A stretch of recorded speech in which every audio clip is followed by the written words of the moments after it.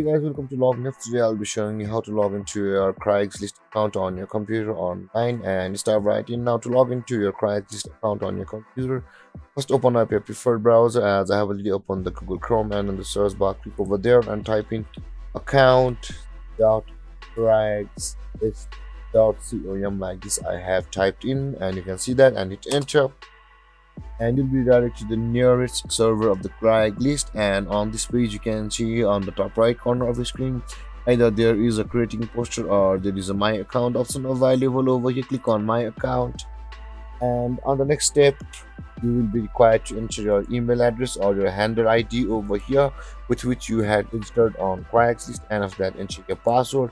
Or if you have forgotten your password, simply click on forgot password to go to here to give your password, and click on login to sign into your Craigslist account from over here.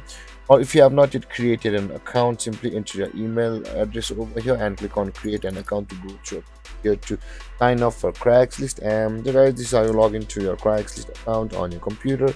And if you have any confusions or questions regarding the topic, don't hesitate to comment in the comment section below.